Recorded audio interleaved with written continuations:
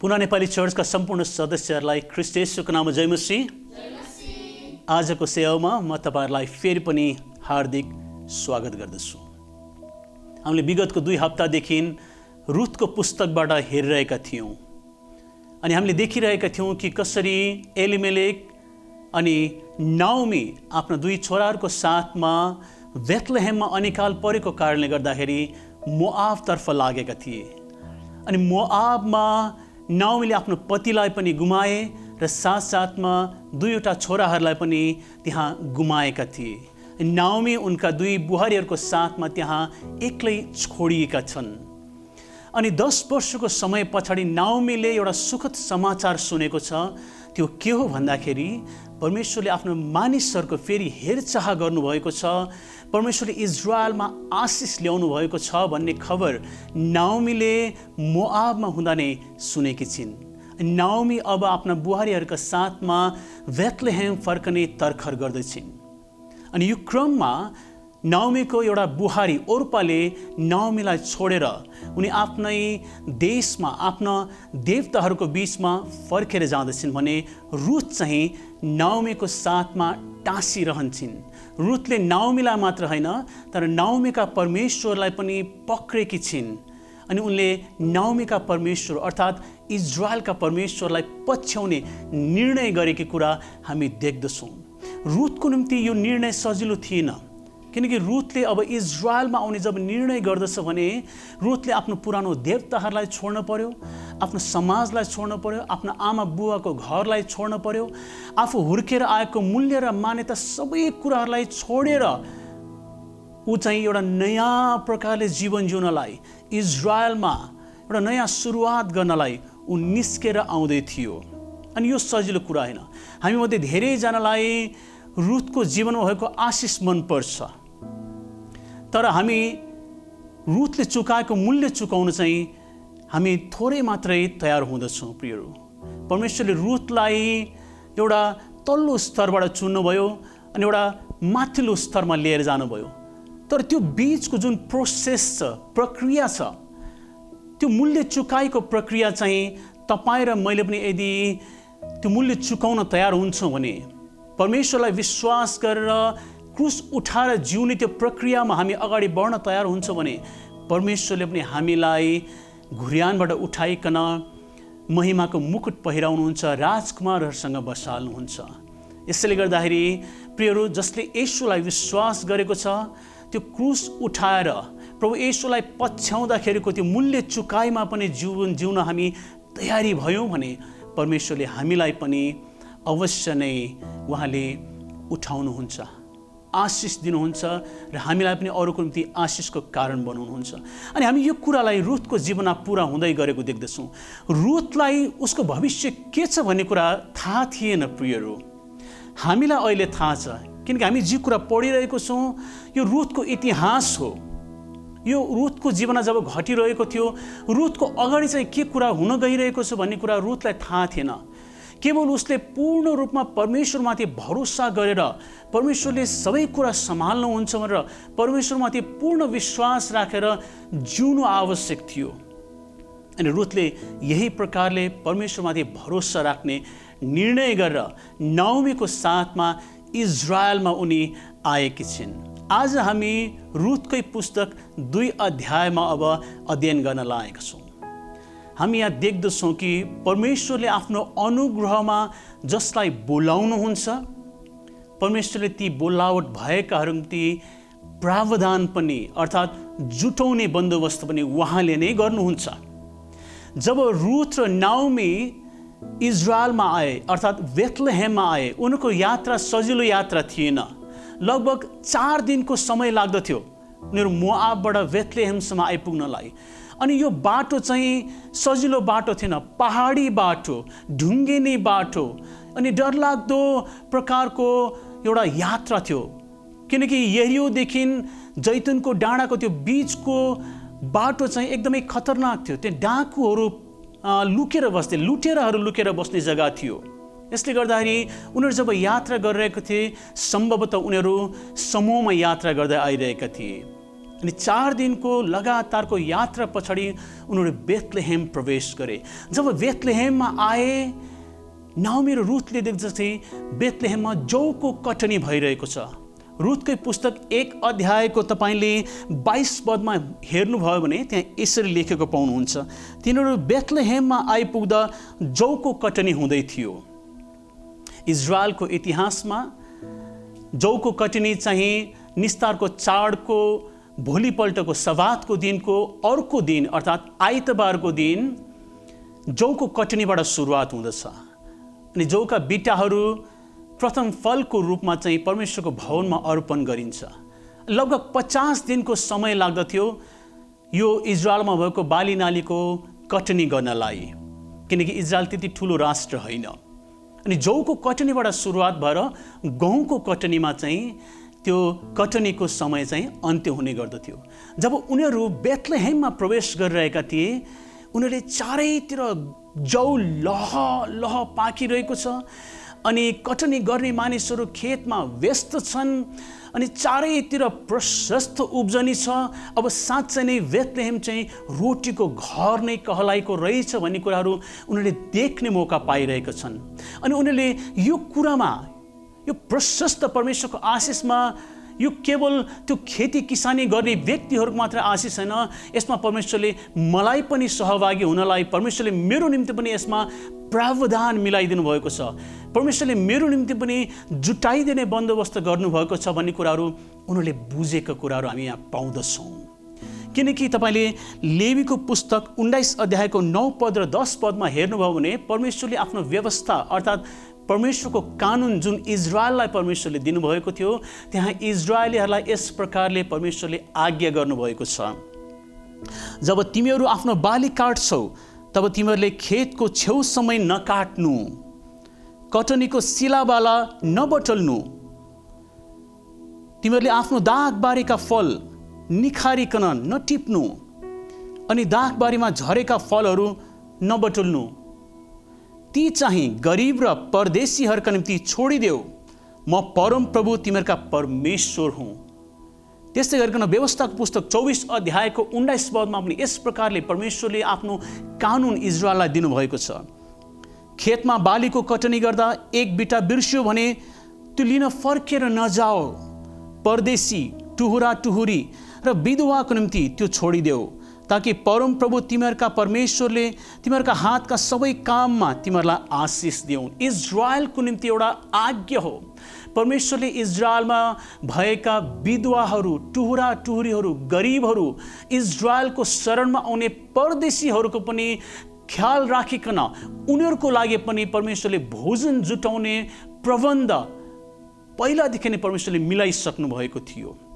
जब यो दुई विधवी इजरायलमा प्रवेश गरे, त्यो प्रशस्त खेतको उब्जनलाई उनीहरूले देखे, उनीहरूले परमेश्वरले उनीहरूको निम्ति पनि जुटाउनु भएको छ अनि परमेश्वरको यो आशिषमा उनीहरूलाई सहभागी हुनलाई परमेश्वरले आफ्नो नजिकमा बोलाउँदै हुनुहुन्छ भन्ने कुराहरू उनीहरूले थाहा गर्न सके। प्रियहरू, त्यसैले गर्दाखेरि परमेश्वर जसले तपाईँ र मलाई बोलाउनु भएको छ, तपाईँ र मेरो प्रतिदिनको भोजन पनि उहाँले जुटाउनुहुन्छ।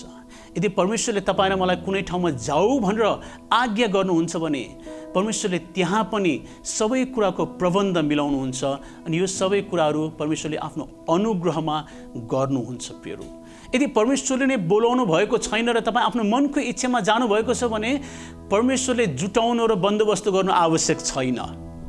तर जब परमेश्वरले बोलाउनुहुन्छ भने परमेश्वरले प्रबन्ध पनि मिलाउनुहुन्छ, भोजनको बन्दोबस्त पनि परमेश्वरले नै गर्नुहुन्छ।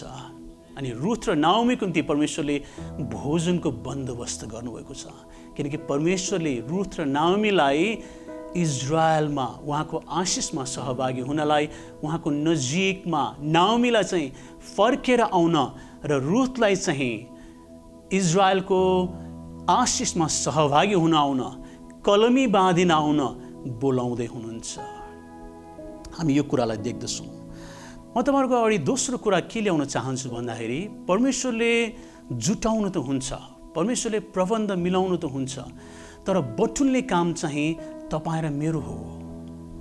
प्रिय हामीमध्ये कतिजना चाहिँ हामी परमेश्वरको भजन गाउन रुचाउँछौँ, वचन पढ्न रुचाउँछौँ, सङ्गति गर्न रुचाउँछौँ, तर बटुल्ने काममा जब परिश्रम गर्न पनि हुन्छ, जब काम गर्न पनि हुन्छ, जब मेहनत गर्न पनि हुन्छ, हामी मेहनत गर्न अगाडि सर्दैनौँ। हामी यहाँ देख्दछौँ रुथ र नाओमी लामो यात्रा गरेर थकानका साथमा इजरायलमा फर्केर आएका छन्।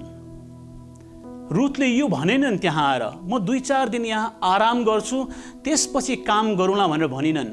जब उनले आफ्नो नजर बेथलेहेममा प्रवेश गर्दा गर्दै चारैतिर लगाए, बेथलेहेम लह लह भएको छ परमेश्वरको आशिषले, अनि उनको प्रावधान परमेश्वरले त्यहाँ मिलाउनु भएको छ भन्ने कुरा उनले थाहा गरेकी छिन्। अनि यति मात्र होइन, उनले आफ्नो आवश्यकतालाई पनि, आफ्नो सासूको जरुरतलाई पनि उनले बुझेकी छिन्। किनकि भरे खाना खानुपर्छ, भोलि खाना खानुपर्छ, त्यसले गर्दा मैले अब जुटाउनु पर्छ भनेर उनले बुझेकी छिन्। अनि यसरी आवश्यकतालाई देखेर, आफ्नो जरुरतलाई देखेर, खाँचोलाई देखेर उनी चाहिँ अगाडि सरेर काम गर्न जानलाई, मेहनत गर्नलाई, परिश्रम गर्नलाई उनी तयार भएकी छिन्।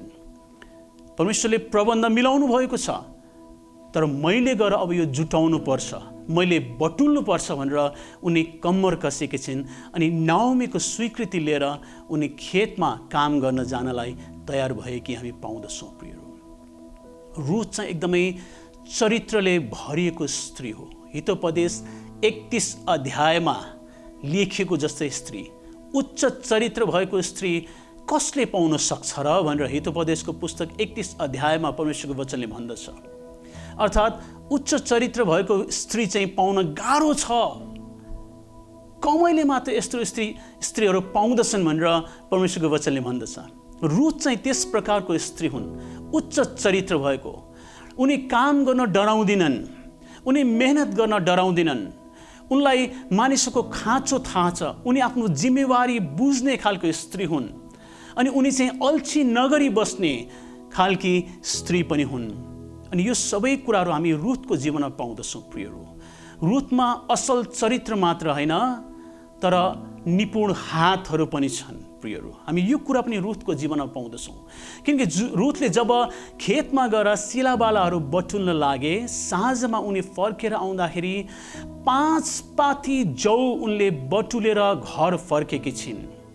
अहिलेको समयमा भन्ने हो भने लगभग 13-14 किलो यति धेरै जौ उनले बटुलेर उनी आफ्नो सासू कहाँ फर्केर आएको हामी पाउँदछौँ। जौ बटुल्ने काम, सिलाबाला बटुल्ने काम चाहिँ सजिलो काम होइन।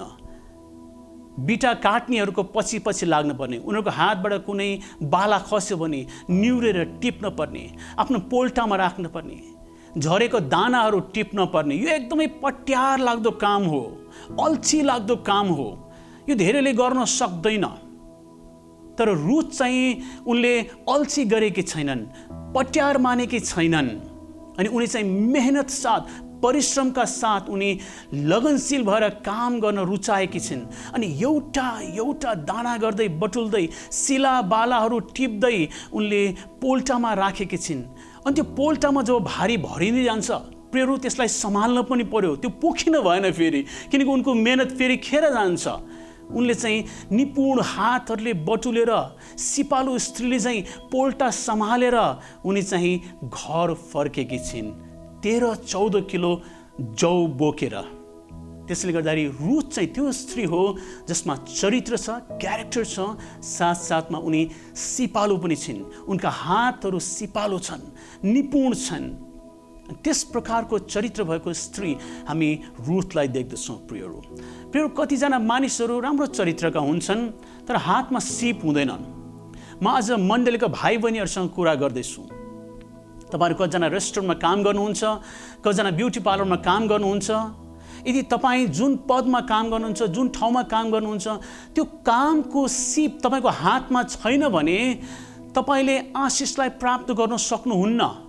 तपाईँ जति नै राम्रो सुकै व्यक्ति किन नहुनुहोस्, तर त्यो कामको प्रतिको जुन सिप तपाईँको हातकोमा आवश्यकता छ, त्यो सिप पनि तपाईँले हासिल गर्नुपर्ने हुन्छ। प्रियहरू, त्यसले गर्दाखेरि प्रियहरू, म एउटा कुरा तपाईँलाई बताउन चाहन्छु। काम गर्ने बेलामा हामी काममा मन लगाऊँ, प्रार्थना गर्ने बेलामा बाइबल पढ्ने बेलामा, संगति गर्ने बेलामा चाहिँ हामी संगति गरौँ, बाइबल पढौँ।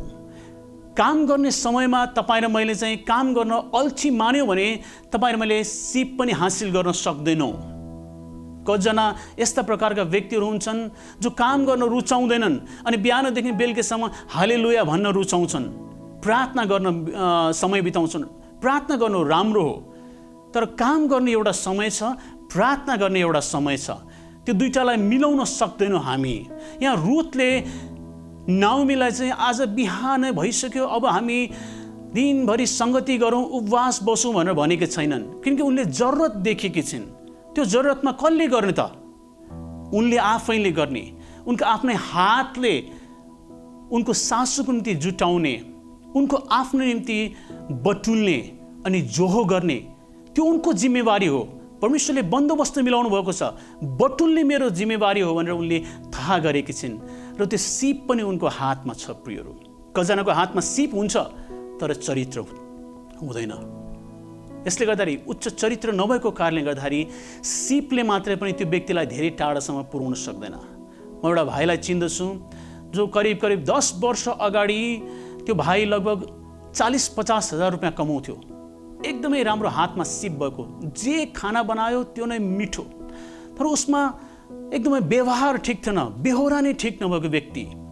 यसले गर्दाखेरि केही समयपछि मैले सुन्नमा आएँ कि ऊ कामबाट निस्केर चाहिँ उसको मालिकसँग सम्बन्ध ठिक नभएको कारणले गर्दाखेरि, उसको बेहोरा ठिक नभएको कारणले गर्दाखेरि बाटोमा एउटा हात गाडीमा काम गरिरहेको छ, मोमो बेचिरहेको छ भनेर सुने मैले।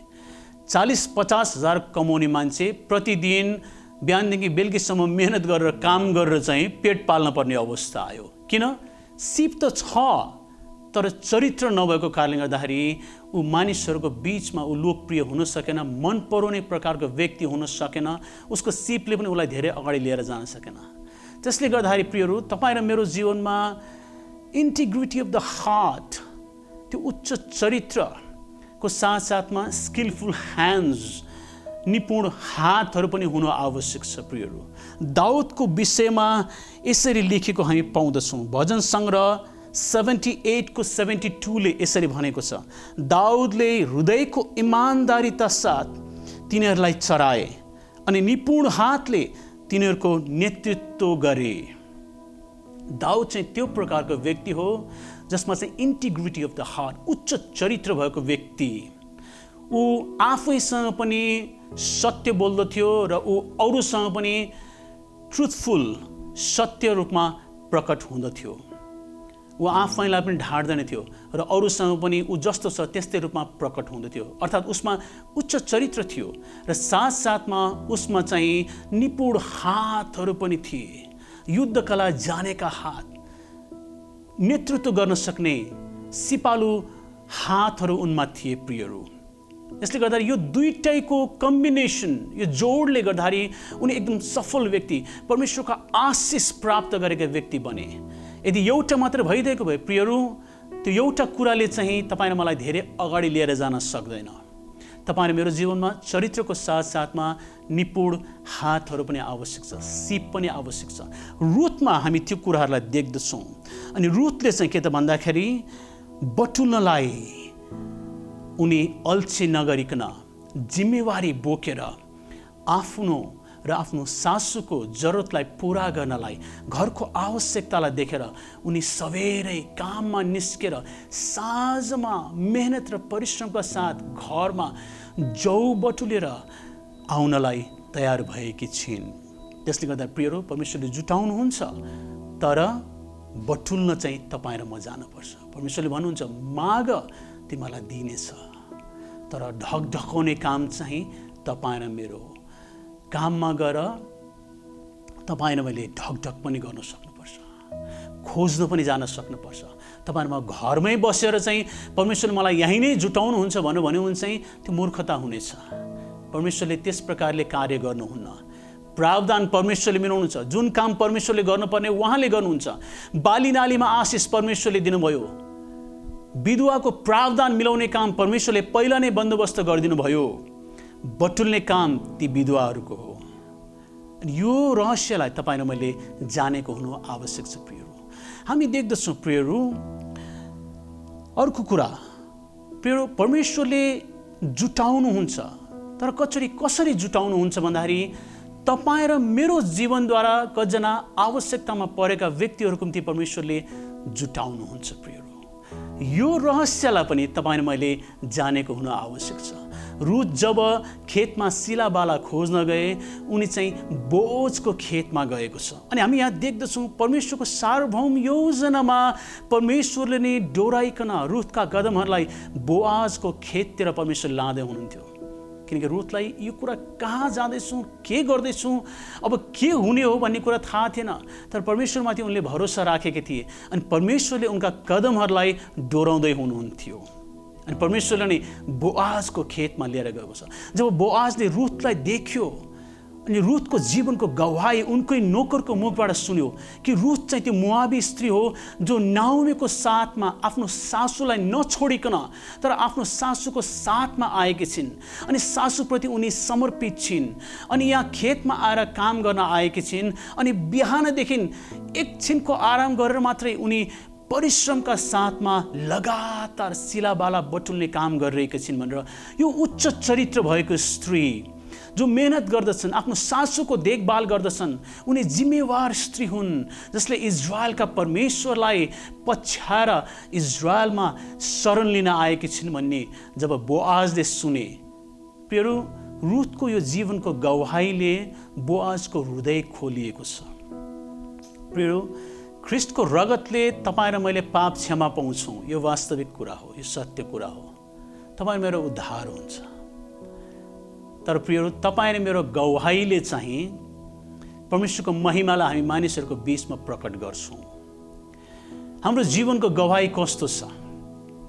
रुथको जीवनको गवाहीले गर्दाखेरि बोअजको हृदय रुथप्रति दयाले भरिएको छ अनि बोअजले यो जिम्मेवारी बुझेको छ कि परमेश्वरले मेरो खेतमा दिनुभएको यो प्रशस्तको आशिष चाहिँ केवल मेरो निम्ति होइन तर यो विधवाको निम्ति पनि हो। यसलाई जुटाउने जिम्मेवारी मेरो हो। परमेश्वरले मद्वारा यो विधवालाई र उनको सासूलाई चाहिँ परमेश्वरले जुटाउने काम गर्दै हुनुहुन्छ भन्ने कुरा बोअजले बुझेका छन्। बोअजले रुथलाई भन्दछन्, छोरी, तिमी अरूको खेतमा नजाऊ है, मेरै खेतमा काम गर, यही नै सिलाबाला बटुल, बिटा काट्नेहरूको पछि पछि लागिरह, तिमी तिर्खायो भने, थाक्यो भने चाहिँ त्यहाँ पानीको बन्दोबस्त गरेको छ, त्यसबाट पानी पियो। बोअजले एक प्रकारले भन्दैछन् कि म तिम्रो देखभाल गर्छु। परमेश्वरले तिम्रो देखभाल गर्नलाई, तिमीलाई जुटाउने काम परमेश्वरले गर्नुभएको हो, किनकि इजरायलको परमेश्वरको शरणमा तिमी आएका छौ। यही परमेश्वरले तिमीलाई आशिष दिनुहुन्छ। पछाडि गएर तपाईँले पढ्नुभयो भने बोअजले यो कुरा भनेको तपाईँ पाउनुहुन्छ, जसको शरणमा तिमी आएको छौ, इजरायलको परमेश्वर, उहाँले तिमीलाई आशिष दिउन्। अर्थात् परमेश्वरले त्यतिकै आशिष दिनुहुन्न। बोअजद्वारा रुथलाई परमेश्वरले अब आशिष पुर्याउने काम गर्दछन्। बोअजले यो जिम्मेवारीलाई बुझेको छ, मलाई प्रयोग गर्दै हुनुहुन्छ, किनकि यो स्त्री मेरो खेतमा त्यतिकै आएकी होइनन्। परमेश्वरले उसलाई जुटाउँदै हुनुहुन्छ, किनकि यसले परमेश्वरमा भरोसा गरेर आफ्नो सबै पुराना कुराहरूलाई छोडेर उनी यो परदेशमा आएकी छिन्, परमेश्वरको शरणमा आएकी छिन्। अब परमेश्वरले मद्वारा स्त्रीलाई जुटाउने काम गर्दै हुनुहुन्छ। अनि बोअज तयार भएको छ। तर यसमा चाहिँ रुथको गवाहीले पनि महत्त्वपूर्ण भूमिका खेलेको छ। प्रियहरू, हाम्रो गवाही कस्तो छ? हाम्रो जीवनको व्यवहार, हाम्रो जीवनको उठाइ बसाइ, बोली चालीले के परमेश्वरको महिमालाई, परमेश्वरलाई नचिनेका मानिसहरूको बीचमा प्रकट गरिरहेको छ? कतिजनाको जीवनको गवाहीले कति व्यक्तिको हृदयको ढोकालाई बन्द गरिदिन्छ। हामी बाधाको कारण बन्दछौँ। प्रियहरू, रुथको गवाही चाहिँ शक्तिशाली छ अनि बोअजले चाहिँ रुथलाई परमेश्वरको आशिष पुर्याउनलाई ऊ माध्यम बनेको छ। प्रियहरू, तपाईँ र म कतिजना यस्ता छौँ मण्डलीमा जसलाई परमेश्वरले प्रशस्त आशिष दिनुभएको छ। यही लकडाउनको बिचमा पनि परमेश्वरले आशिष तपाईँको जीवनमा दिनुभएको छ, तपाईँले अनुभव गर्नुभएको छ। यो परमेश्वरले तपाईँको निम्ति मात्र दिनुभएको होइन प्रियहरू, तर तपाईँद्वारा अरूमा पनि यो आशिष परमेश्वरले पुर्याउँदै हुनुहुन्छ। म परमेश्वरलाई मण्डलीका परिवारहरूको निम्ति धन्यवाद चढाउँदछु। तपाईहरुले यो रहस्यलाई बुझ्नु भएको छ। यो लकडाउनको समयमा कतिजनाले काम गुमाए, कतिजना सङ्घर्षको अवस्थामा भएर जानु पर्यो। तपाईहरु कतिजनाले चाहिँ परमेश्वरले तपाईहरुद्वारा ती नभएकाहरूलाई, अभावमा भएकाहरूलाई आशिष पुर्याउँदै हुनुहुन्छ। ती प्रियहरूको निम्ति जुटाउने काम गर्नलाई परमेश्वरले तपाईहरुलाई प्रयोग गर्न चाहनु भएको छ भन्ने रहस्यलाई बुझ्नुभयो। अनि तपाईले हात बटाइकन तपाईले आफ्नो भागलाई बाँडेर यसरी अरूसँग बाँडचुँड गर्न तयार हुनुभयो। आजै मात्रै एकजना भाइले मलाई नभएकाहरूलाई दिनुहोस् है भनेर मलाई एकजना भाइले केही रकम पठाइदिनु भयो। धेरै ठुलो रकम होइन, रकम कति ठुलो भन्ने महत्त्वपूर्ण होइन, तर त्यो भाइले आफूले पाएको आशिष अरूसँग बाँडचुँड गर्न चाहेको कुरा म तपाईहरुको अगाडि म बताउँदैछु। अनि मैले परमेश्वरलाई धन्यवाद दिएँ। त्यो भाइले आफ्नो नाम पनि बताउन चाहनु भएन, त्यसले गर्दा म तपाईहरुको अगाडि उहाँको नाम बताउँदिनँ। परमेश्वरलाई धन्यवाद होस्। प्रियहरू, परमेश्वरले तपाईँ र मलाई जसले आशिष चाखेका छौँ परमेश्वरको, यो आशिष तपाईँ र मसँगै मात्र राख्नलाई होइन, तपाईँ र मद्वारा अरूमा पनि आशिष पुर्याउनलाई, अरूलाई पनि जुटाउनलाई चाहिँ परमेश्वरले तपाईँ र मलाई चलाउनुहुन्छ। चौथो कुरा हामी यहाँ देख्दछौँ प्रियहरू, जसले परमेश्वरको अनुग्रहलाई चाखेका छन्, जसले परमेश्वरको अनुग्रहको रहस्यलाई बुझेका छन्, तिनीहरूले अरूहरूलाई पनि अनुग्रह देखाउन सक्छन्। हामी यहाँ देख्दछौँ रुथले बोआजबाट चाहिँ उसले पाउनुपर्ने अधिकारको कुरा मात्रै पाएन, तर त्योभन्दा पनि बढ्ता कुराहरू उसले प्राप्त गरेको छ। इजरायलको व्यवस्था अनुसार चाहिँ रुथले शिलाबालाहरू पाउन सक्दथ्यो। खसेका ती बालाहरू उनले टिप्न सक्दथे, ती दानाहरू उनले टिप्न सक्दथे। त्योभन्दा बढ्ता उनले प्राप्त गर्न सक्दैन थियो। तर यहाँ बोअजले रुथलाई चाहिँ उनले पाउने अधिकार व्यवस्थाले तोकिदिएको भन्दा पनि बढ्ता कुरा बोअजले रुथलाई दिएको हामी पाउँदछौँ। रुथले बोअजबाट चाहिँ बोअजद्वारा सुरक्षा पाएको छ, निगाह प्राप्त गरेको छ। बोअजले आफ्ना कामदारहरूलाई भनेको छ यो ठिटीलाई नचलाउनु, उसलाई जहाँबाट चाहन्छ त्यहीँबाट बालाहरू टिप्न दिनु, शिलाबाला बटुल्न दिनु, खेतको बीचबाट। अनि तिमीहरूले जुन बिटाहरू बटुल्छौ त्यो बिटाबाट पनि केही भाग निकालेर उसको निम्ति राखिदिनु, छोडिदिनु त्यहाँ। यो व्यवस्थामा लेखिएको थिएन, बोअजले गर्नु आवश्यक थिएन। तर बोअजले चाहिँ रुथले व्यवस्थाद्वारा प्राप्त गर्ने, परमेश्वरको कानुनद्वारा प्राप्त गर्ने भन्दा पनि बढ्ता कुरा, अनुग्रहले चाहिँ व्यवस्थालाई नागेर रुथले प्राप्त गर्ने भन्दा पनि बढ्ता कुरा रुथको निम्ति अनुग्रहले रुथलाई फेला पारिरहेको हामी यहाँ देख्दछौँ प्रियहरू। यति मात्र होइन, बोअजले रुथलाई भन्दछ तिमी यही नजिकमा आऊ र यस सिर्कामा आफ्नो रोटी चोपेर खाऊ। प्रियहरू, अनुग्रहले चाहिँ तपाईँ र मलाई टाढा राख्दैन। अनुग्रहले चाहिँ जो योग्यको व्यक्ति छैन, त्यो योग्यता नभएको व्यक्तिलाई पनि नजिकमा ल्याउने काम गर्दछ। प्रियहरू, हामी कतिचोटि मानिसहरूलाई दया गर्छौँ तर उनीहरूसँग सम्बन्ध राख्न चाहँदैनौँ, टाढैबाट उनीहरूलाई सहायता गर्छौँ अनि सिद्धियो हाम्रो काम। तर प्रिय, अनुग्रहमा चाहिँ केवल सहायता गर्ने कुरा हुँदैन, तर सम्बन्धलाई अझ विस्तार गर्ने, आफ्नो नजिकमा ल्याउने काम पनि हुँदछ। प्रियहरू, बाइबलमा जब जब भोजनसँगै खाने कुरा देख्दछौँ, यसले सङ्गतिलाई देखाउँदछ, गहिरो सङ्गतिलाई देखाउँदछ। बोअजले रुथलाई अब आफ्नो सङ्गतिमा बोलाउँदैछ, आफ्नो नजिकमा बोलाउँदैछ। उनीहरूले आफ्नै भागको सिर्काबाट रुथलाई चोपेर खानलाई बोअजले भन्दैछ। रुथले सुरुमा आफैलाई तपाईँले यो विदेशीप्रति किन यो निगाह गर्नुभएको भनेर प्रश्न गरेकी थिए। रुथले आफूलाई म एउटा मोआबी स्त्री, म एउटा विदेशी, तपाईँको निगाह ममाथि कसरी हुन सक्यो भनेर उनले आफूलाई एउटा विदेशी र परदेशीको रूपमा देखेकी छिन् भने पछि गएर रुथले बोअजलाई भन्दछ तपाईँको दासीमाथि, तपाईँको कमारीमाथि चाहिँ अब तपाईँको निगाह, तपाईँको कृपा रहिरोस्। अर्थात् तपाईँले जुन प्रकारले मलाई व्यवहार गर्नुभएको छ यो व्यवहार ममा सदा सर्वदा रहियोस्। जसरी मलाई जुटाउने बन्दोबस्त गर्नुभएको छ, यसरी नै तपाईँले मलाई गरिराख्नुहोस्। जसरी तपाईँले मेरो देखभाल गर्ने काम गर्नुभएको छ, यो निगाह चाहिँ मैले पाइराख्न सकूँ। म तपाईँको दासी हुँ भनेर रुथले बोआजलाई सम्बोधन गरेका छन्। बोआजलाई यस प्रकारले बताएका छन्। प्रियहरू, बोआज चाहिँ ख्रिस्टको एउटा चित्र हो, अ पिक्चर अफ क्राइस्ट।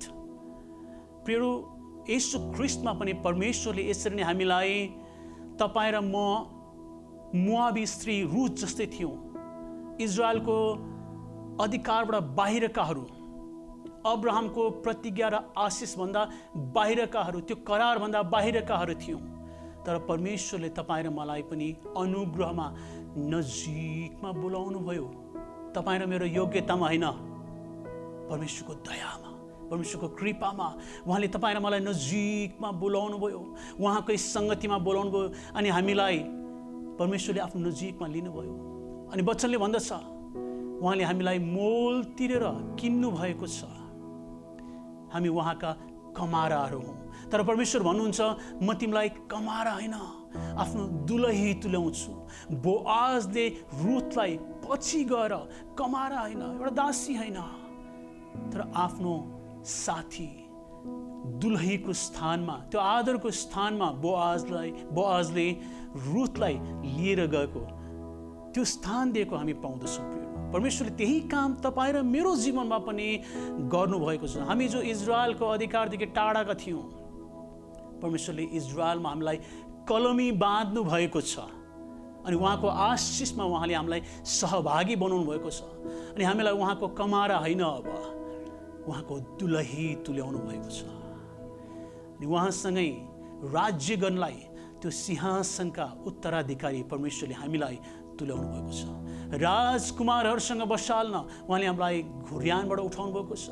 उहाँले खरानीबाट सुन्दरताको सृष्टि उहाँले गर्नुभएको छ, सुन्दरता निर्माण गर्नुभएको छ। प्रियहरू, यो काम परमेश्वरले तपाईँ र मेरो जीवनमा लगातार रूपमा गर्नुहुन्छ। प्रियहरू, रुथले जब बोआजको यो कृपालाई, यो अनुग्रहलाई चाखिन् अनि उनले त्यो अनुग्रहको हातलाई चाहिँ नाओमीतर्फ पनि बढाएकी छिन्, किनकि उनले अनुग्रह चाखेकी छिन्।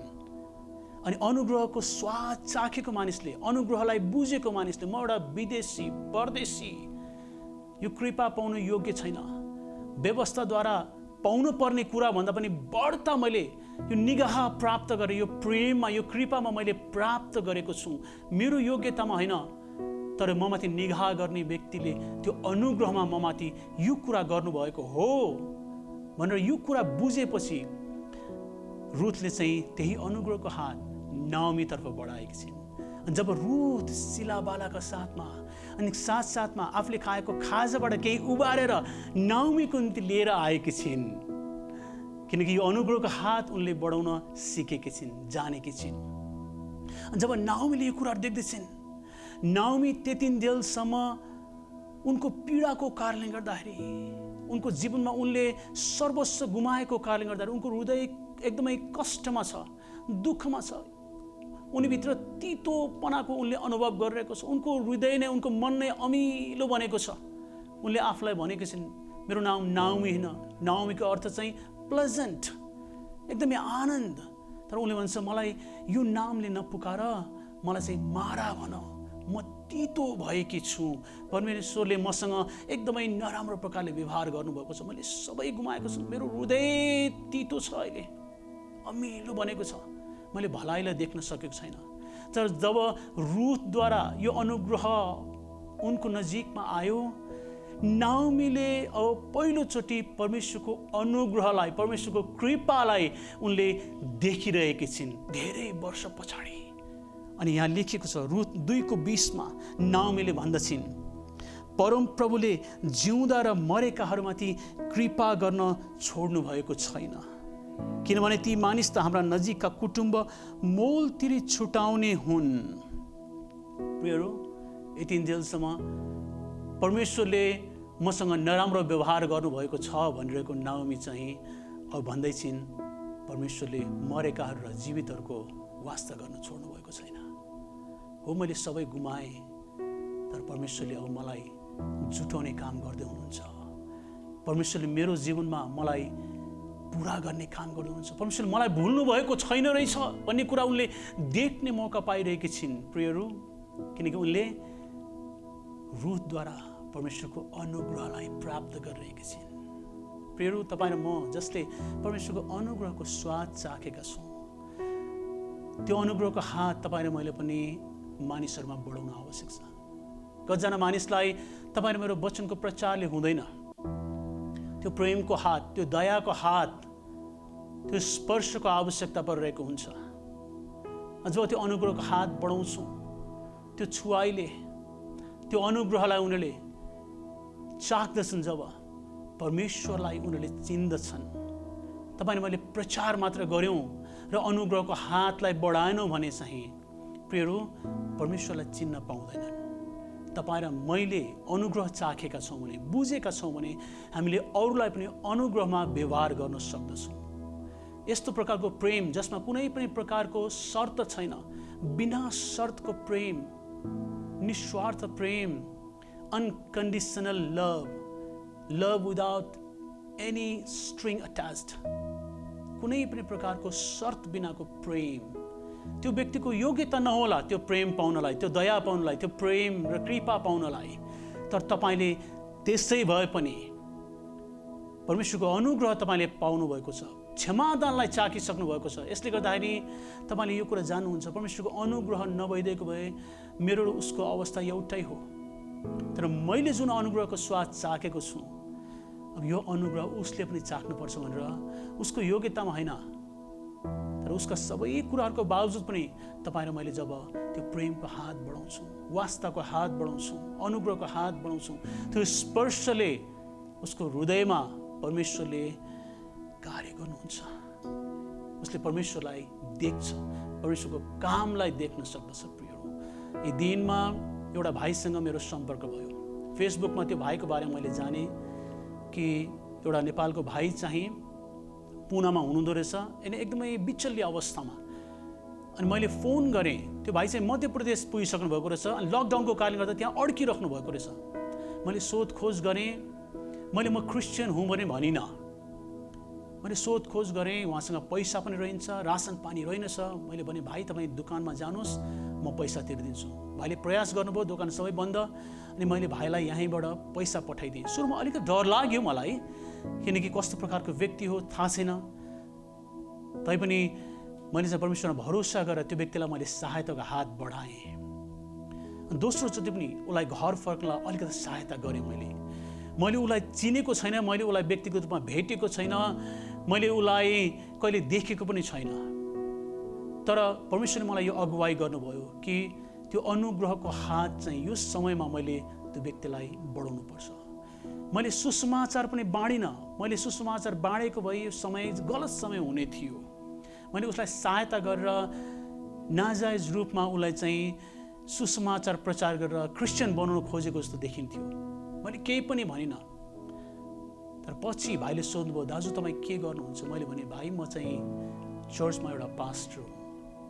अनि भाइले भन्नुभयो, दाजु धन्यवाद, म नेपाल पुगेर तपाईँलाई सम्पर्क गर्छु, म तपाईँको पैसा फिर्ता गरिदिन्छु। उहाँले भन्नुभयो, भाइ मैले तपाईँबाट फिर्ता पाउनलाई सहायता गरेको होइन, तपाईँ जरुरतमा हुनुहुन्छ अनि मेरो निम्ति एउटा मौका हो। परमेश्वरले तपाईँलाई प्रेम गर्नुहुन्छ, यति मात्र मैले सन्देश दिएँ उहाँलाई। अनि उहाँ नेपाल आफ्नो घर पुग्नुभयो। प्रियहरू, कतिचोटि परमेश्वरको ठुला ठुला कुराहरू गर्नु आवश्यक छैन। जरुरतमा परेका मानिसहरू, टुटेका व्यक्तिहरू, निराशमा भएका मानिसहरूलाई आवश्यकता छ त त्यो प्रेमको हातको स्पर्शको आवश्यकता, त्यो अनुग्रहको छुवाईको आवश्यकता परिरहेको हुन्छ। अनि परमेश्वरले तपाईँ र म जसले अनुग्रह चाखेका छौँ, तपाईँ र मलाई चलाउन चाहनुहुन्छ। प्रियहरू, के तपाईँ र म आफ्नो त्यो अनुग्रहको हात मानिसहरूमा बढाउन तयार छौँ? यहाँ नाओमीको जीवनमा एउटा नयाँ सुरुवात भएको छ। उसले परमेश्वरको कामलाई देखिरहेको छ, परमेश्वरलाई आफ्नो जीवनमा काम गरिराख्नु भएको उसले देख्न सकिरहेको छ। आजको वचनमा परमेश्वरले तपाईँहरू सबैलाई आशिष दिउँ। आउनुहोस् हामी छोटो प्रार्थना गरौँ। प्रभु, तपाईँलाई हामी धन्यवाद छौँ। तपाईँ जसले हामीलाई बोलाउनु भएको छ, हाम्रो निम्ति प्रतिदिनको भोजन जुटाउनु भएको छ, हामीलाई बनाउनुलाई तपाईँ लगातार रूपमा हाम्रो जीवनमा कार्यरत हुनुहुन्छ। हामीले गर्नुपर्ने जिम्मेवारीहरू पनि छ, मुक्तिको निम्ति होइन प्रभु, तर तपाईँको महिमालाई प्रकट गर्नको निम्ति हामीले आफ्नो जिम्मेवारीलाई बुझ्न सकेका हौँ। र प्रभु हामी साँच्चै नै निपुण हातहरू भएका र उच्च चरित्र भएको व्यक्ति चाहिँ हामीहरू प्रतिदिन बनिँदै जान सकेका हौँ। हामी आफैलाई तपाईँको हातमा राख्दछौँ अनि भन्दछौँ, पवित्र आत्मा हामीमा कार्य गर्नुहोस्, हामीलाई बनाउनुहोस्, तपाईँको पुत्रको स्वरूपमा निर्माण गर्नुहोस्, आफ्नो महिमाको खातिर यो कुरा गर्नुहोस् प्रभु। प्रभु यही समय पनि कतिजना जरुरतमा छन् होला, आवश्यकतामा छन् होला, त्यो कुरा देख्न सक्ने हामीलाई बनाउनुहोस् प्रभु। प्रभु यो रहस्य कि प्रभु जसलाई तपाईँले दिनुभएको छ केवल हाम्रै सुखविलासको निम्ति, हाम्रै आरामको निम्ति होइन प्रभु, तर अरूमा आशिष पुर्याउनुको निम्ति हो भन्ने कुरा हामीले बुझेका छौँ आज। अनि हामी अरूको निम्ति पनि आशिषको कारण बन्न चाहन्छौँ। अनुग्रहको हात त्यस्ता मानिसहरूमा बढाउन चाहन्छौँ जसको हृदय टुटेको छ, जो चोट खाएको छ, जसको हृदयमा पीडा छ, जो भावमा छ, ताकि प्रभु तपाईँको प्रेमलाई उनीहरूले हाम्रो कार्यद्वारा देख्न सकेको होस् र तपाईँलाई महिमा होस्। प्रभु यो वचनको जगेर्ना गर्नुहोस्, तपाईँले आफ्नो महिमा लिनुहोस्। येशू प्रभुको नाउँमा हामी आशीर्वाद लिनेछौँ। अब परमेश्वर पिताको प्रेम, प्रभु येशू ख्रिस्टको अनुग्रह, पवित्र आत्माको शान्ति, संगति, सहभागिता र सामर्थ हामी हरेकको साथमा, विश्व मण्डलीको साथमा सदा सर्वदा बनिरहन्। आमेन। सबैलाई जय मसीह।